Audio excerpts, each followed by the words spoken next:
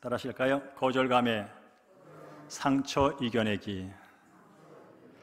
네, 거절감이 뭐냐면 우리는 사실 살면서 인정을 받기 원합니다. 외적인 내 얼굴에 대해서도 너 잘생겼어, 너 예뻐, 그런 얘기 듣고 싶고요. 또 우리가 한 일에 대해서 너 참 잘했어, 야, 너 대단해, 그런 얘기를 듣고 싶어 해요. 그런데 살다 보면 그런 인정을 받는 것보다는 거절당할 때가 더 많아요. 솔직히 말씀드려서. 그러니까 그럴 때 나는 인정을 기대했는데 오는 반응은 거절이야. 그럴 때 이제 느끼는 감정, 그게 거절감입니다. 누군가로부터 무시를 받고 거절의 말을 들으면 사실 하루 종일 마음이 쓰입니다. 마음이 불편합니다. 그리고 심해지면 그게 상처로 남지요. 그래서 어떤 사람은 어릴 적부터 경험한 그 거절감의 상처가 해결되지 않아서 평생 그것을 갖고 힘들게 살아가는 사람이 생각보다 많습니다. 성도님은 요즘 어떤 감정 때문에 힘들어하고 있지는 않습니까? 사실 우리들은 이 거절감을 언제부터 느끼냐면 어머니의 태에서 분리될 순간부터 거절감을 느낀다고 합니다. 여러분 기억이 없겠지만 배가 고파서 젖을 달라고 막 울잖아요. 근데 엄마가 들은 척을 안 해요. 이유는 한 가지예요. 바빠서. 몸이 아파서 힘들다고 막 소리질러 우는데 누구 하나 제때 달려와가지고 안아주면서 위로해주지를 않아요. 거절감이죠. 그리고 먹었으니 또 싸야 되잖아요. 오줌을 싸고 똥을 싸서 불편해 죽겠는데, 그래서 소리를 빽 질렀는데 아무도 달려오지 않고 오랜 시간 방치두는 거예요. 그럴 때 버려진 느낌인 거절감을 그 어린 아기의 마음 때부터 차곡차곡 쌓이기 시작한답니다. 내가 원하는 대로 되질 않는구나. 사람이 내게 모두 관심 있는 줄 알았더니 그런 게 아니네. 나를 낳은 엄마도 마찬가지야. 그런 생각을 하면서 거절을 느끼며 자라나죠. 근데 아십니까? 자라나면서 이 거절감의 강도가 세진다는 것을. 거절감의 강도가 너무나 세져요. 가장 쉬운 게 뭐냐면 너는 안 된다는 거야. 너는 우리 몸에 낄 수 없다는 거예요. 너는 키가 작아서 안 돼. 넌 뚱뚱해서 안 돼. 너는 삐쩍 말라서 안 돼. 너는 키가 너무 커서 안 돼. 넌 머리가 나빠서 안 돼. 넌 게을러서 안 돼. 너는 말투가 왜 그래? 그래서 안 돼. 넌 성격이 왜 그따위냐? 그래서 안 돼. 온통 안 돼, 안 돼, 안 돼 소리를 들으면서 우리는 자라납니다. 근데 이 안 돼 소리를 누가 많이 하냐면요, 나하고 가까이 사는 사람이 많이 해줍니다. 내가 가까이 믿고 사랑하고 의지할 분이 계속 나한테 안 된대요. 거기 가면 안 된다, 그거 하면 안 된다, 계속 안 된다는 거예요. 그러다 보니 나도 모르게 그 말 한마디에 상처를 받게 되고 그것을 마음속에 하나하나 쟁겨두는 일이 발생을 하게 되지요. 그렇게 처음에는 작은 것이었는데 그것이 쌓이고 쌓이다 보니까 정말로 상처가 돼버렸어요. 그래서 그런 생각을 하죠. 나는 이것밖에 안 되는구나. 자책을 하게 됩니다. 그리고 뭐합니까? 열등감. 난 남보다 못하구나. 그러다 보니 마음이 불안합니다. 또 거절당할까봐 두렵습니다. 그리고 내 존재가 난 가치가 없는 존재인가 봐. 사람들이 나를 인정하지 않아. 그러다가 자기 학대를 합니다. 나의 학대가 지나치면요, 어디로 가냐면 이렇게 내가 물러설 수는 없어 하면서 다른 사람에게 더 심한 말로 거절을 하기 시작하고 다른 사람을 학대하기까지 이르는 그런 상황에 나가게 되지요. 어디까지 하냐면 하나님을 원망하는 데까지 갑니다. 하나님 나를 이렇게 창조하셨어요. 하나님이 사람을 지었다며요. 근데 왜 나는 이래요? 그러면서 하나님의 사랑과 하나님의 용서와 하나님께서 나를 구원하는 그 구원받는 문제까지 방해를 받는 게 바로 이 거절감의 상처라 이 말이지요. 제가 여러분에게 글 하나를 소개해드리겠습니다. 띄워드릴까요? 네, 그때 왜 그랬을까라는 글인데 우리 함께 읽어볼까요? 시작. 초등학교 6학년 때 큰누나 시집가는 날 토요일 2교시 후에 선생님께 조퇴를 알려야 했다. 그런데 귀에 들어오지도 않는 수업 열중한 나머지 큰누님 결혼 가족사진에 내 얼굴이 없다. 어린 시절 내 속마음에서 입술까지의 거리는 꽤나 멀었다. 마음과 생각이 말이 되어 입 밖으로 표현되기까지는 수많은 고민과 염려와 두려움과 자기 검열과 자기 방어가 태산보다 컸던 모양이다. 그때 왜 그랬을까? 이 글이 누구 글이냐면요, 제가 쓴 글이에요. 그러니까 이 주인공이 저란 얘기입니다. 제가 글을 쓰면서 최근에 내 인생 글씨기를 쓰기 시작했어요. 내 인생을 글로 한번 이렇게 써보자 해서 어린 시절을 가보니까 이런 일이 있었더만요. 제가 6학년 때 저희 큰 누님이 결혼을 하게 됐어요. 결혼식 날 얼마나 기쁜 일입니까? 그래서 그 당시 뭐 촌에 살았으니까 옷이 뭐 좋아봐야 그렇지요. 그래도 한 제일 좋은 옷을 입고 운동화를 신고 학교를 갔습니다. 이제 2시간만 한 다음에 선생님께 오늘 점심 때 우리 누님이 결혼하여요. 그래서 제가 가야 됩니다라고 선생님이 말씀을 드려야 됐어요. 그래서 이제 타임을 보고 이제 말씀을 드리는데 이게 말이 안 나오는 거예요. 1시간이 지나가고 2시간 지나도 말이 안 나오는 거예요. 그래서 결국은 말을 못했어요. 그래서 4교시하고 마치고 토요일날 저 집으로 왔어요. 근데 집에 왔는데 엄마도 있고 아빠도 없고 아무도 없는 거예요. 왜요? 다 결혼식 갔으니까. 그래서 제가 그날 혼자 밥을 차려 먹은 사람입니다. 누나 결혼식 날. 과연 내가 왜 그랬을까를 궁금하게 생각해 보니까 그거예요. 혹시 선생님한테 나 오늘 우리 누님 결혼식인데 가게 됩니다. 조퇴를 허락해 주세요. 이렇게 말했다가 혹시 담임 선생님이 안 돼. 진작 말하지. 왜 이제 말해? 그런 얘기가 들을까 봐 두려웠던 거예요.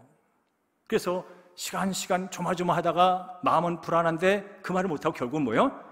우리 큰 누님 결혼 가족사진에 제 얼굴이 없어요. 저하고 동갑인 이종 사촌 괴찬이 얼굴은 거기에 있어요.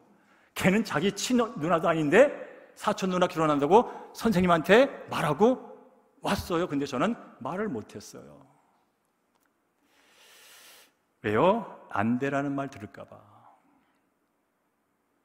근데 저는 그게 6학년 때니까 왜 그랬을까 곰곰이 생각해 보니까 원인을 알아요, 저는. 그래서 오늘은 그 내용 하는 날이 아니기 때문에 말은 안 하지만 저는 왜 그랬는지 알아요. 제 이 글을 SNS에 한번 올린 적이 있습니다. 이제 저는 제 얘기하는 거 두렵지 않거든요. 다른 사람이 그것도 글이라고 썼냐? 거절하는 게 두렵지 않거든요, 이제.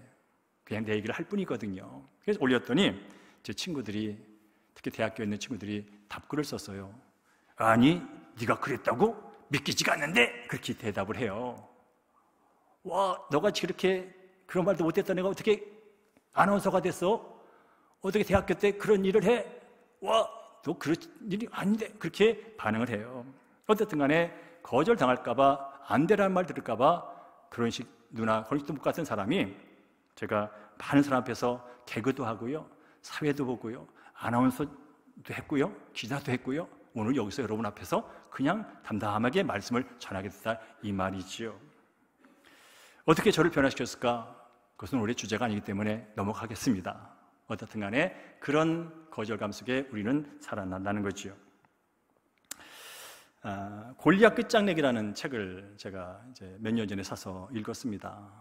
사서 읽고 이제 보다가 이 책의 저자인 그 루이 귀글로라는 분이 바로 사무엘상 17장 말씀을 이제 다윗과 골리앗에 관한 말씀을 갖고 묵상하면서 쓴 책입니다. 그분이 쓰면서 어떤 관점을 썼냐면 사람들의 마음속에는 지긋지긋하게 그 사람을 괴롭히는 거인들이 살고 있다는 거예요. 우리 마음속에. 그래서 지난주에 봤던 두려움의 거인이 우리 안에 있다는 거예요. 그리고 거절당할까 하는 그런 또 거인이 우리 안에 있다는 거예요. 그런가 하면 안일함의 거인이 있고 분노의 거인이 있고 중독의 거인이 우리 마음속에 살고 있대요. 그래서 이것이 해결되지 않으면 우리 인생 여정이 행복하지가 않대요. 그래서 그걸 끝장내버리자. 근데 그 끝장내버리는 것은 어떤 다윗처럼 대자가 아니라 바로 예수님께서 그걸 끝장내니 그분을 온전히 바라보자. 그런 게 이 책의 주제입니다. 그래서 제가 이번 시리즈 예수님과 함께하는 은혜 여정 시리즈에서 내기 시리즈를 제가 잡은 거예요. 천지를 창조하시고 모든 것을 하시는 그분이 내 인생의 주인인데 그분과 함께 인생 여행을 하는데 불안해요. 이상하잖아요. 세상에 최고의 힘을 갖고 있는 분하고 같이 여행하는데 두렵다. 이거 모순이잖아요. 기쁨의 원천이요, 평강의 원천이요, 모든 행복의 원천인 그분과 여행을 하는데 행복하지가 않아요. 이거 모순이잖아요. 알고 봤더니 예수님과 함께 여행을 하면서도 내 마음속에 그 여행을 즐겁지 못하게 하는 것들이 들어있다는 거예요. 그것이 두려움일 수 있고 거절감의 상처일 수 있고 안일함일 수 있고 분노일 수 있고 화일 수 있고 여러 가지 중독일 수 있다는 것이죠. 그러니까 이것을 몰아내야 된다. 그래서 이 책은 끝장내기로 다 됐지만 저는 좀 그걸 바꿨어요. 두려움은 떨쳐내야 된다. 왜냐하면 두려운 게 한 번 끝장냈다고 안 오는 게 아니에요. 계속 와요. 그러면 떨쳐내야 돼, 계속. 그러면서 가는 게 인생이에요.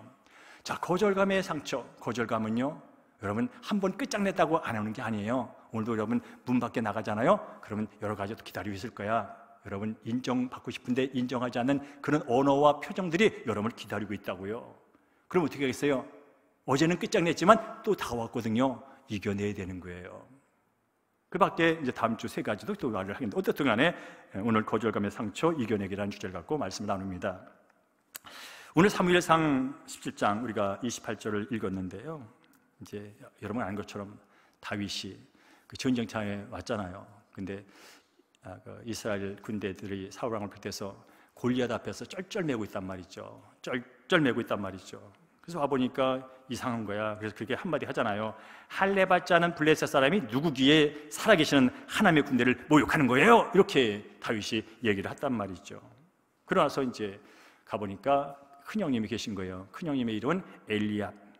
엘리압이 이 다윗을 보자마자 다짜고짜 화를 내는 거예요. 야! 어떻게 네가 여기 왔어? 들에 있는 양들은 어떻게 내버려주고 너만 왔어? 이 교만한 놈, 이 완악한 놈, 너 전쟁 구경하러 왔지? 전쟁이 구경견인 줄 알아? 전쟁은 목숨을 담보로 하고 목숨이 왔다 갔다 하는 그런 거야?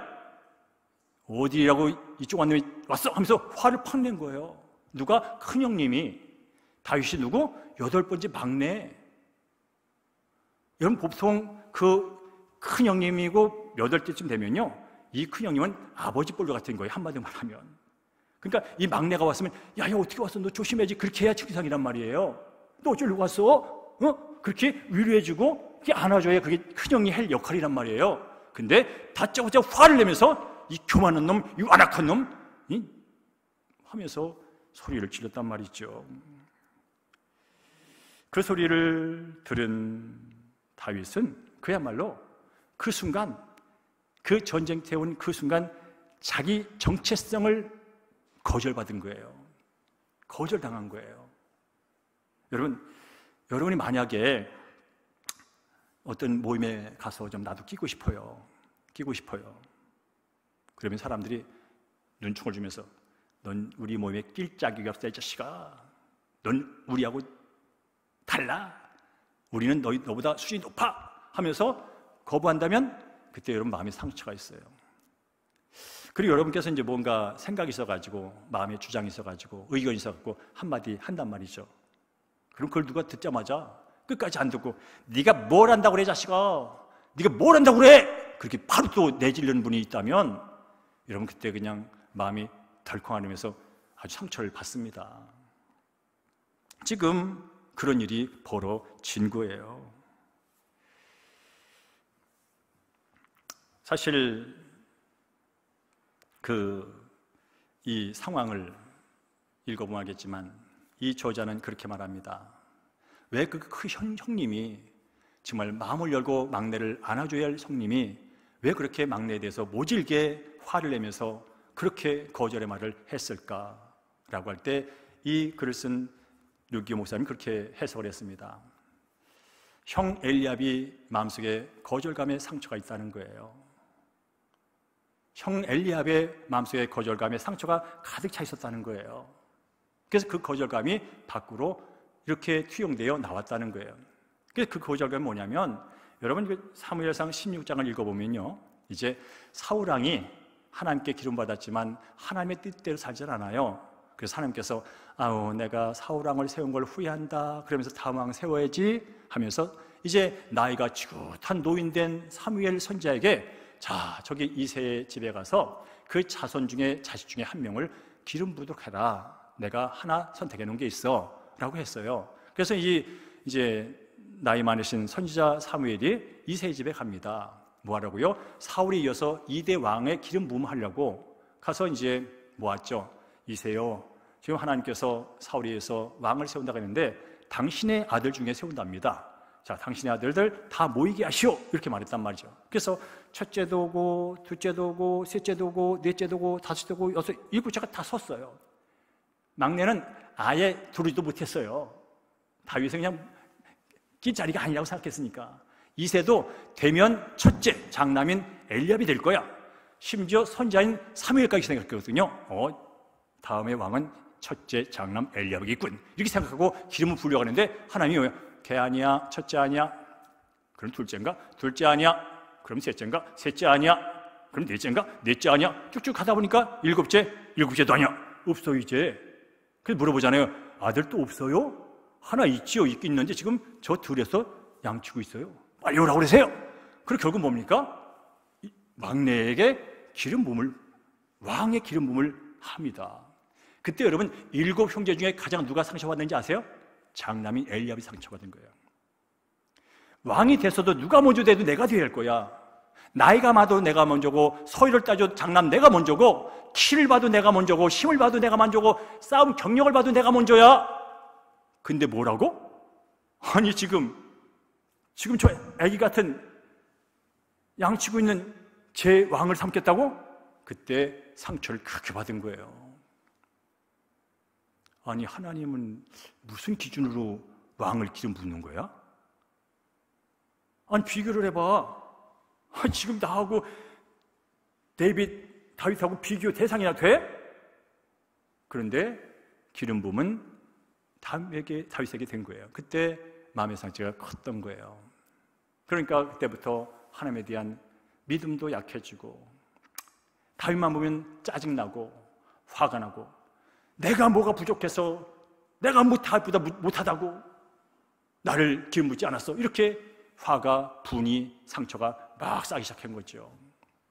그런 상황 속에서 전쟁터에 다윗이 딱 나타나니까 화가 팍 난 거예요. 그동안 쌓였던 게 그냥 현재 뭐요? 안 올 놈이 왔다는 거죠. 와서는 안 되는 놈이 왔다는 거죠. 온 거 보니까 너 교만하다는 거죠. 하면서 지레 짐작하면서 막 쏟아내잖아요. 너 전쟁 구경하러 왔지. 사실 전쟁 구경으로 온 거 아니거든요. 폭탄이 떨어지는데 누가 구경하러 갑니까? 화살이 빗발치는데 누가 구경하러 갑니까? 죽으려고. 아버지가 형들 먹을 거 갖다 주라고 가져온 거거든요. 그런데 그것도 모르고 화부터 냅니다. 이게 뭐라고요? 마음속에 있는 상처가 해결되지 않아서 그것을 다른 사람한테 표출하는 거예요. 그래서 여러분, 거절의 상처가 많은 사람들은요, 생각보다 다른 사람을 대할 때 거칠게 대하는 모습이 있습니다. 처음에는 자책을 하다가, 열등감으로 힘들어하다가, 자기를 학대하다가, 이렇게 죽을 순 없어 하면서 남보다 더 센 거를 보여주기 위해서 자존감이 아닌 자존심을 갖고 삽니다. 자존감은 나 있는 자체를 인정하면서 나를 사랑하면서 사는 게 자존감이고요, 자신감은 내가 너보다 나은 걸 보여줄 거야 하면서 경쟁적인 마음을 갖고 사는 게 자존심이에요. 그래서 여러분, 자존심으로 살면 불행합니다. 자존감을 갖고 살아야 돼요. 자, 어떻든 이 거절당한 다윗을요, 다윗의 일생을 여러분 성경을 읽다 보면요, 다윗은 지금 엘리압 형에게만 거절당한 게 아닙니다. 그 인생은 거절이 당함의 인생이었습니다. 그 주군인 사울왕으로부터는요, 창에 맞을 위험, 사울왕이 그를 죽이겠다고 군대를 이끌고 쫓아오고 계속 왕에게 거절당한 인생을 수년 삽니다.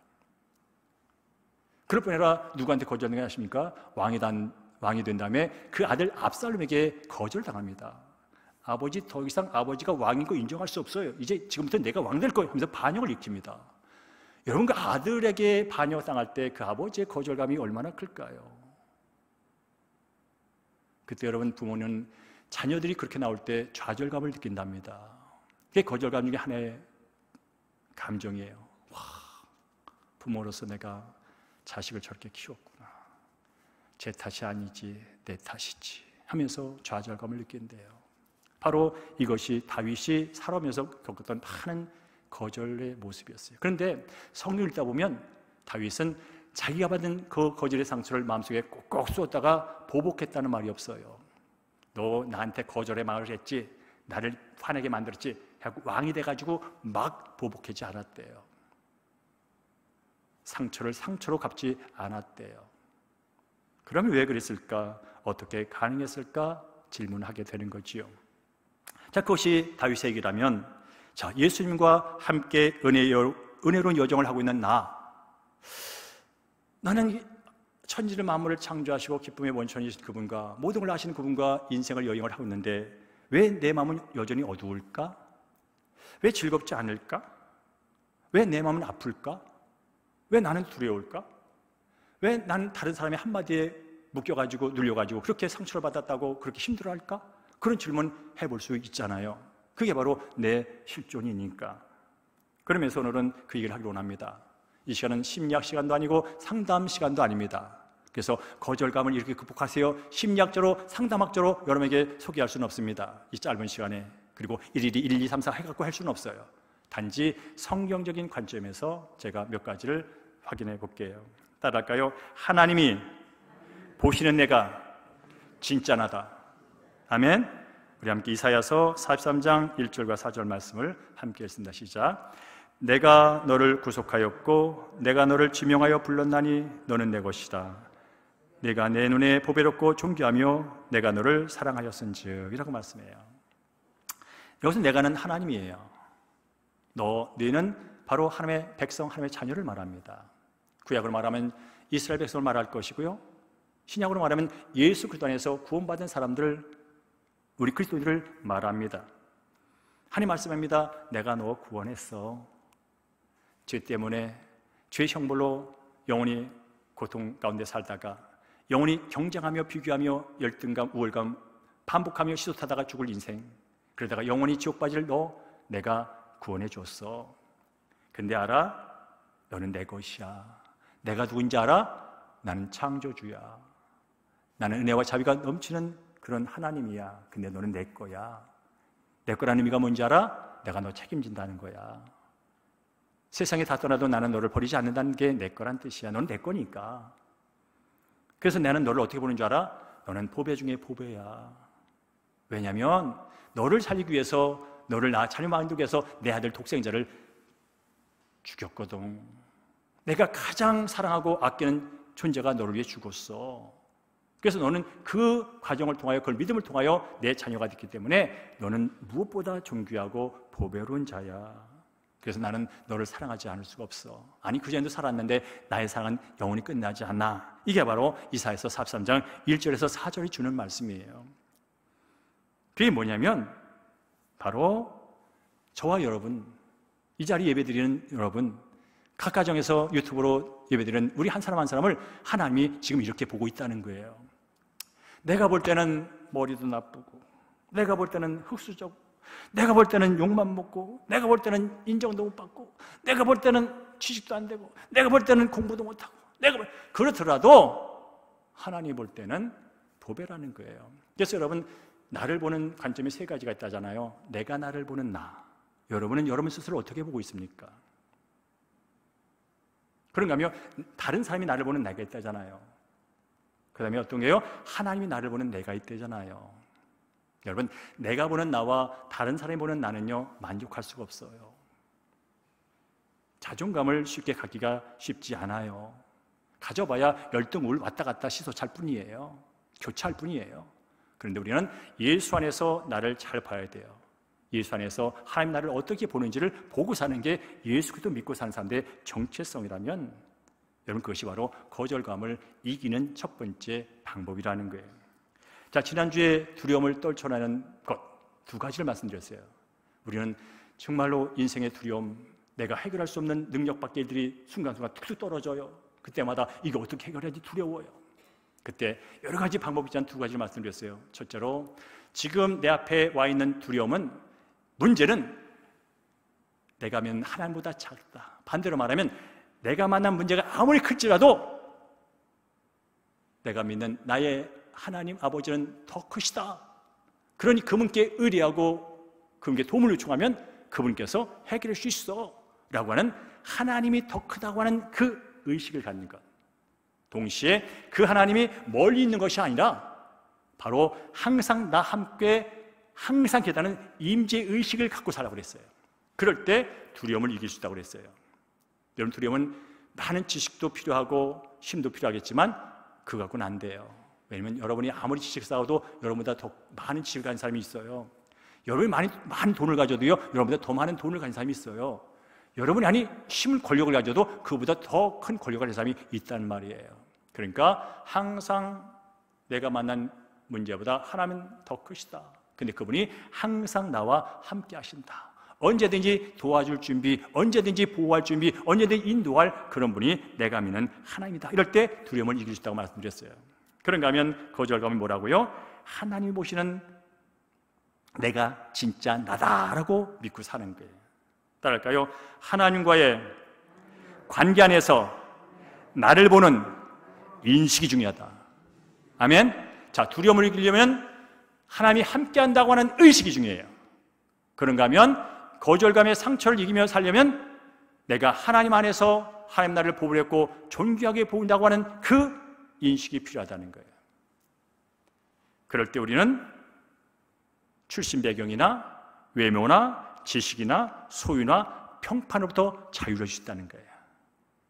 이게 바로 예수 믿고 구원받은 사람들이 누릴 수 있는 복 중의 복이에요. 따라할까요? 나는 하나님 앞에서 보배롭고 존귀한 자입니다. 하나님은 나를 세상에 하나밖에 없는 걸작으로 만드셨습니다. 나는 하나님의 택하신 족속이요, 왕같은 제사장이요, 거룩한 나라요, 하나님의 자녀입니다. 아멘? 이게 여러분 예수 안에서 변화된 여러분의 정체성이라면 아멘으로 화답하시기 바랍니다. 아멘? 그거예요. 이게 바로 거절감의 상처. 제가 예언할게요. 여러분 오늘 중에 서너 번 또 거절당합니다. 어떻게 하실 거예요? 그럼 욕하고 계속 살 거예요? 그렇게 해서 거기서 쌓아놓고 쓴뿌리 될 때까지, 썩을 때까지 묵고 살 거예요? 아니에요. 그분 안에서 있는 나를 보셔야 돼요. 그러면 넘길 수가 있는 거예요. 자, 시간이 가서 가겠습니다. 자, 따를까요? 예수님이 이미 모든 대가를 치르셨습니다. 자, 에베소서 1장과 베드로전서 2장 24절 읽습니다. 시작. 우리는 그리스도 안에서 그의 은혜의 풍성함을 따라 그의 피로 말미암아 속량, 즉 죄사함을 받았느니라.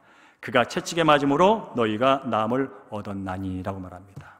죄사함 받아서 하나님께 받아들여졌고요. 예수님이 내 대신 다 받을 거 다 받았어.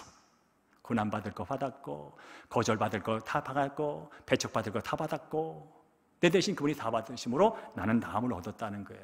이것이 성경이 해주는 나의 정체성이에요.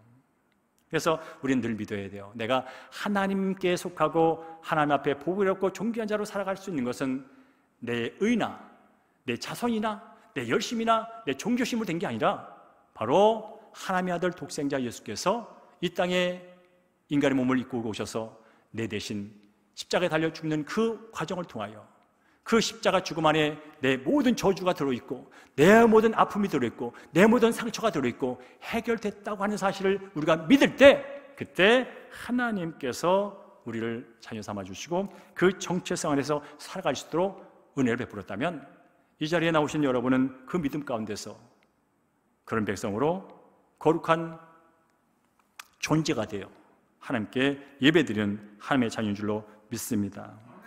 여러분, 예수님은 정말로 거절을 많이 당했습니다. 다윗이 거절당한 것도 당한 거지만 생각해 보세요. 여러분, 왜 사람들이 기분 나쁘냐면요, 나보다 힘이 세고 나보다 나은 사람한테 인정받지 못해도 기분 나쁜데, 반대로 내가 봐도 전 찌질이야, 내가 봐도 쟤는 나보다 못해. 근데 걔가 나를 거절해. 그때 기분이 더 나쁘거든요. 근데 아세요, 여러분? 예수님은 하나님이세요. 창조주세요. 근데 그 창조주가 피조물한테 거절을 당해요. 말도 안 되는 일을 당하고 있는 거예요. 그러나 그분이 당하셨어요. 너는 나사렛 촌놈이다. 거기서 무슨 선한 게 나겠느냐. 너는 목수의 아들이다. 별 얘기를 다 들었어요. 그 귀신 있는 사람을 고쳐줬더니 바알세불이 걸려갖고 귀신에 대한 귀신을 쫓았다고 말도 안 되는 그런 거짓 소리를 드립니다. 그러나 그분은 다 이겨냅니다. 근데 아세요? 마지막 누구한테 거절당했는지 아세요? 영원히 함께하는 사랑의 관계인 성부 하나님 아버지한테 거절당했잖아요. 엘리 엘리 라마 사박다니, 나의 하나님 어찌하여 나를 버리십니까? 이게 거절의 극치지요. 엘리 엘리 라마 사박다니, 나의 하나님 어찌하여 나를 버리십니까? 근데 하나님이 대답을 안 하셨어요. 진짜 거절이지요. 아십니까? 이런 거절의 과정을 통해서 저와 여러분이 새로운 생명을 얻었고, 사망에서 생명으로, 영벌에서 영생으로, 사탄과 죄 중에서 하나님의 의의 종이 된 것을 여러분 아십니까? 그래서 이것이 구원이 너무나 놀라운 소식이고 복된 소식이고 정말로 감사하지 않을 수 없는 그런 소식이라는 것이지요. 자, 시간이 가서 세 번째 따라가겠습니다. 거절감의 상처를 거절로 되갚지 말자. 우리 함께 시편 140편 1절에 3절까지 말씀을 읽습니다. 시작.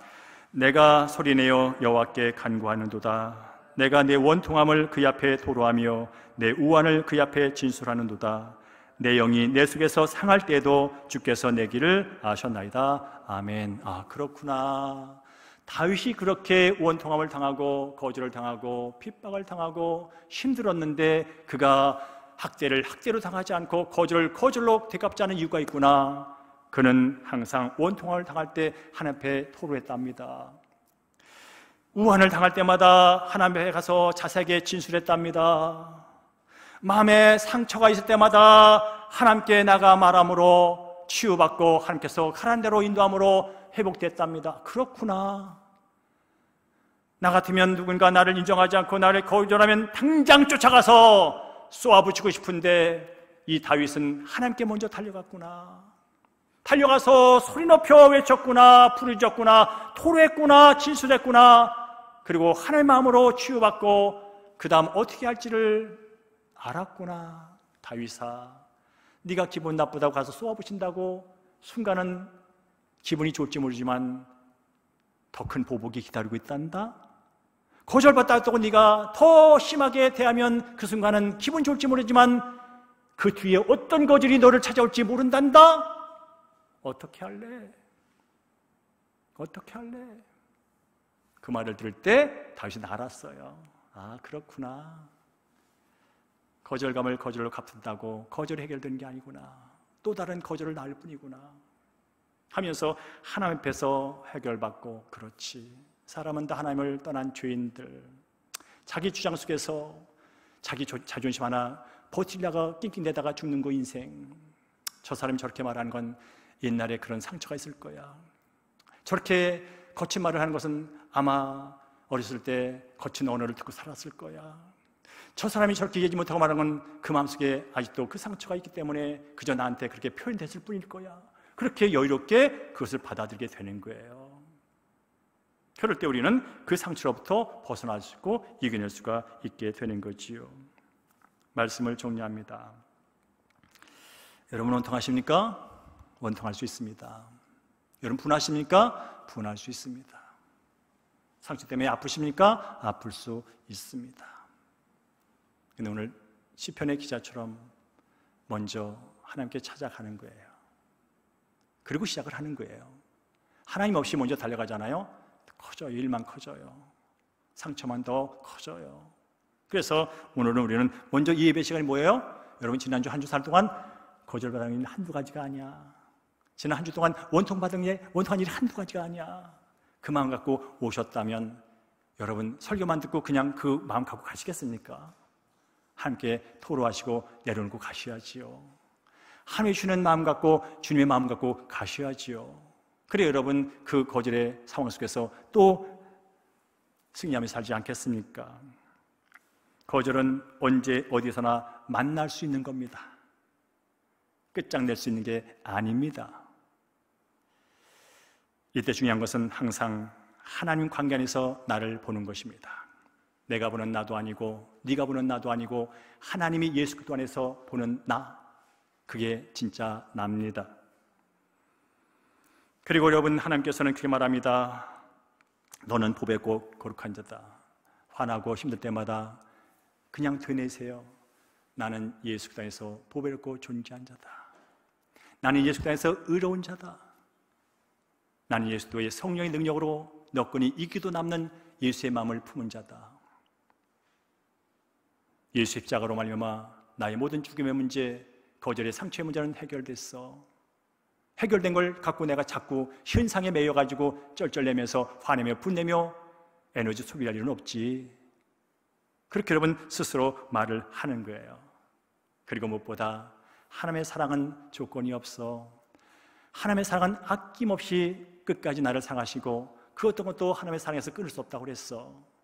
사람들은 내 외모 때문에, 내 성격 때문에, 내 업적 때문에 왔다 갔다 나를 평가를 할지 모르지만 하나님은 있는 그대로 끝까지 예수의 피로 씻겨진 그 거룩한 존재로 나를 본다니 그게 맞지 라고 여러분 믿음을 갖고 살아갈 때 거기에 예수님과 함께하는 은혜의 여정이 즐거울 수 있고요, 기쁨을 유지할 수 있고요, 영원한 그날을 소망하면서 한 날 한 날 승리하게 될 줄로 믿습니다.